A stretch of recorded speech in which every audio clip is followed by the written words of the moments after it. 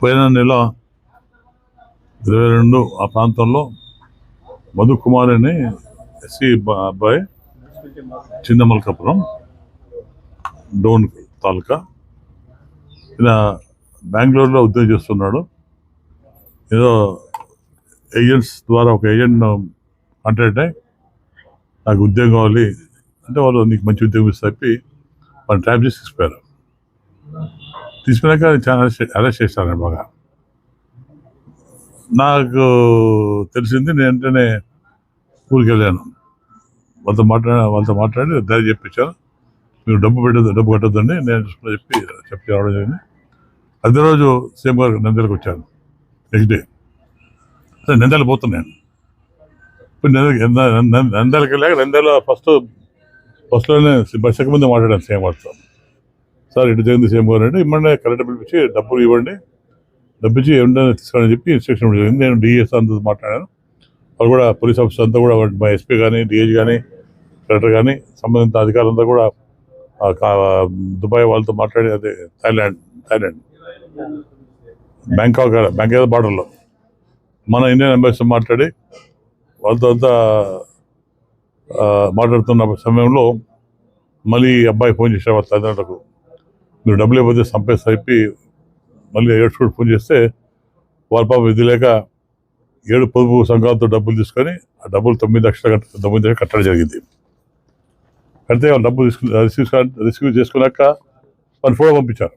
అంటే ఇంకా బతికున్నా చెప్పి ఫోటో పంపించి ఎమ్మడే దానికి మళ్ళీ అదనంగా 50,000 ఇచ్చి ఆ అబ్బాయి టికెట్ కొనుక్కొని ఇండియాకి రావడం జరిగింది. సేఫ్ గారికి వచ్చాడు, తిరుపతి పోయి దేవుని మొక్కుని వచ్చాడు. ఇలా కొన్ని ఏజెంట్స్ వాళ్ళ డబ్బు పంపించారు. ఇప్పుడు మేము పోలీస్ కంప్లైంట్ ఇస్తుంది మీద.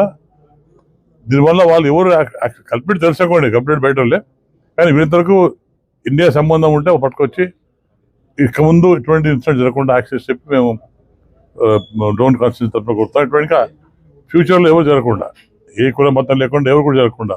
అంటే ఎవరో చాలా ఇబ్బంది పడతారు. తల్లిదండ్రులు పాపం బీద వాళ్ళు, ఆర్థిక పరిస్థితి బాగాలేదు, హరిజనులు చాలా మంది బీద, అంటే అన్ని కులాల్లో బీద ఉన్నారు, ఆశపడిపోతారు.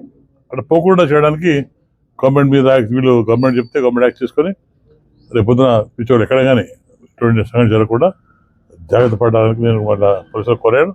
పోలీసులు పంపించి వీళ్ళతో మాట్లాడి దాన్ని ఎంక్వైరీ చేసి తప్పకుండా దోషుడు ఇండియా సంబంధం ఉంటే పట్టుకొచ్చి వాళ్ళు కేసు పడని చెప్పి నేను కోరుకుంటున్నాను.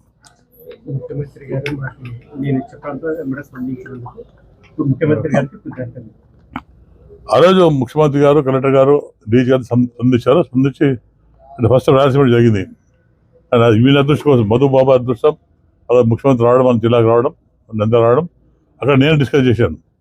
ఇమీడియట్లీ స్పందించి ఇమీడియట్లీ డిఐజీ గారికి, ఎస్పీ గారికి, కలెక్టర్ గారికి చెప్పి అలాగే ఎంబసీ మాట్లాడి చేయమని చెప్పాడు. వీళ్ళ తల్లిదండ్రులు అదృష్టం కాబట్టి ఆ రోజు సీఎం గారు స్టేషన్ రావడం జరిగింది. రమణ స్టేషన్ బయటకు వచ్చాడు. కానీ దేవుడు వీళ్ళ మీద దయ చెప్పాడు కాబట్టి వీళ్ళకు ఇబ్బంది లేకుండా ఇబ్బంది పడ్డాడు. కానీ వీళ్ళు ఆశిపించారు. ఆశకు అంటే వీడు ఆశకు లొంగినాడు. పాపం సరే మంచి జీవితం వస్తుంది ఇచ్చే 30,000 చెప్పింది. తెలంగాణ పోయాడు. ఇక 30,000 మన ఇండియాలో దొరుకుతాయి జీతం. బీటెక్ పిల్లాడు ఏదో మామూలుగా ఎస్సీ బీద కులస్తుడు, ఏదో డబ్బులు ఎక్కువ ఇస్తే ఆశపడ్డాడు. పాపం తప్పేం లేదు అందులో. కానీ ఇలా అయితే అనుకున్నాడు. సరే భయపట్టుకుంది, నన్ను చంపేస్తాను వాళ్ళ చెల్లెలు చెప్పాడు. వాళ్ళ నాన్నకు వాళ్ళని చెప్తే నేను కూడా పోయాను. నాకు కూడా వాళ్ళ చెల్లెలతో ఏడ్చారు, సార్ రెడ్డి గారు, ఎమ్మెల్యే గారు మా కొడుకు చంపేస్తారంటే ధైర్యం చెప్పాను, భయపడతాను మీరు. నేను తప్పకుండా సేవతో మాట్లాడి తొందరగా పిల్లల్ని తీసుకొచ్చే పరిస్థితి చెప్పి చెప్పడం వల్ల డబ్బులు కూడా సేమ్గా చెప్పారు. డబ్బులు ఒక వయసు కట్టదండి, ఆ డబ్బులు ప్రభుత్వం భరాయించుకుంటుందని చెప్పడం జరిగింది. డబ్బు కూడా నేను సేమ్తో మాట్లాడి రీఎంబర్స్ చేపిస్తాను.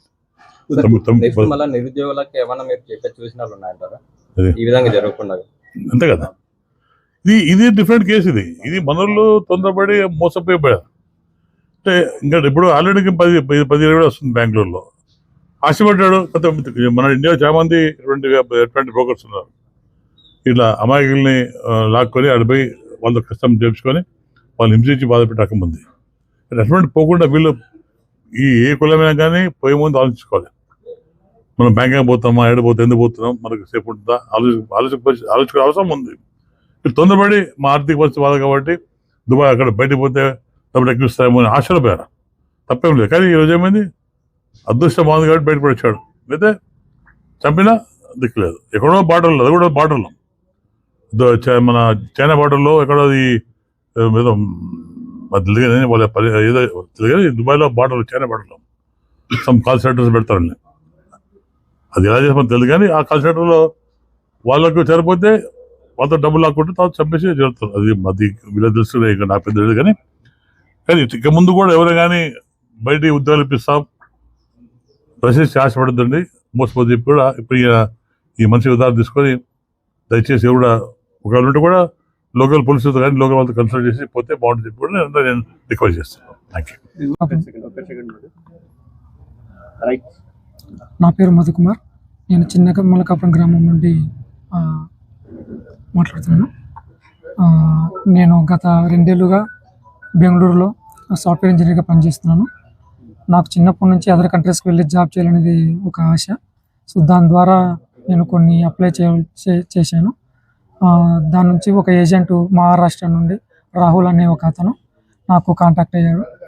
అతను నాకు జీతం ఈ విధంగా ఇంత బాగుంటుందని చెప్తే నేను ఆశపడి పొరపాటున వెళ్ళడం జరిగింది. అక్కడికి వెళ్ళిన తర్వాత ఒక ప్లేస్కి తీసుకెళ్లారు. అక్కడికి వెళ్ళిన తర్వాత నా మొబైలు, నా పాస్పోర్ట్ తీసుకొని ఒక అగ్రిమెంట్ మీద సంతకం చేయించుకున్నారు.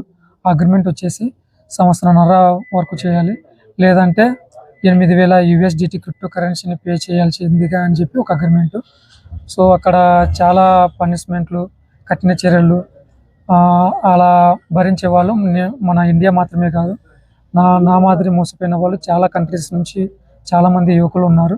ఇప్పటికీ అక్కడ చాలా నరకం అనుభవిస్తున్నారు. నేను తర్వాత మా అమ్మ నాన్నకు ఫోన్ చేసి ఈ విధంగా ఇంత కట్టాలంట, అలా కడితేనే వదిలిపెడతారు అని చెప్తే మా అమ్మ నాన్న 8,65,000 రూపాయలు బాకీ తీసుకొచ్చి కట్టడం జరిగింది.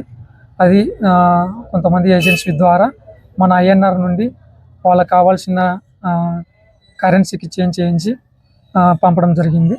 సో తర్వాత నేను ఇలా ఇండియాకి రావడం జరిగింది.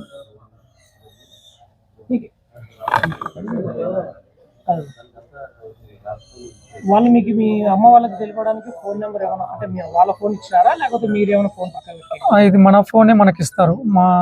వాళ్ళు మన ఫోన్, పాస్పోర్ట్ తీసుకుని చెప్పాను కదా, డబ్బులు అడిగే టైంలో మనకు ఒక 5 నిమిషాలు టైం ఇస్తారు. ఆ 5 నిమిషాల టైంలో మన ఫోన్ మనం యూజ్ చేసుకుని డబ్బులు పంపించే మార్గము మనము చేయాల్సి ఉంటుంది. 9 లక్షలు తీసుకొని నన్ను రిలీజ్ చేశారు. కొట్టారు. 9 లక్షలు తీసుకున్న తర్వాత నన్ను కొట్టడం జరిగింది. కరెంట్ షాక్ అలా ఇచ్చి కొంచెము. అది కిడ్నాప్ అని ఆ విధంగా తెలియకుండా జరిగిపోయింది సార్. అది డైరెక్ట్గా అక్కడికి తీసుకెళ్ళిపోయారు, చేరాల్సిన ప్లేస్కి తీసుకెళ్ళిపోయారు. అక్కడికి వెళ్ళిన వెంటనే నా దగ్గర నుండి మొబైలు, పాస్పోర్ట్ తీసేసుకొని అగ్రిమెంట్ మీద సైన్ చేయించుకున్నారు.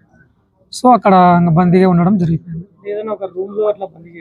రూము అని కాదు, అందరూ నాలాంటి వాళ్ళు యువకులు మొత్తం ఉన్న ఒక ప్లేస్ అన్నమాట. అక్కడ నుంచి బయటికి వెళ్ళడం అనేది జరగదు. చాలా మంది, 100 మంది ఉన్నారు. వాళ్ళంతా అక్కడ బందీగా నా మాదిరి మోసపోయి అక్కడికి వెళ్ళి బందీలుగా ఉన్న వాళ్ళు. మీకు డబ్బులు చెల్లించినాక మిమ్మల్ని ఎక్కడ డ్రాప్ చేశారు వాళ్ళు? అది ఎగ్జాక్ట్గా లొకేషన్లో అవి మనకు తెలియదు. అవి వచ్చి ఒక చోట్ల వదిలిపెట్టి వెళ్ళిపోయారు. దాని ద్వారా నుంచి మనం ఎంక్వైరీ చేసుకొని ఎక్కడికి వెళ్ళాలి ఏంటి అని రావడం జరిగింది. బ్యాంకాక్ పోలీసులు దీని మీద ఏం చర్యలు తీసుకోలేదా? ఏం తెలియదు సార్.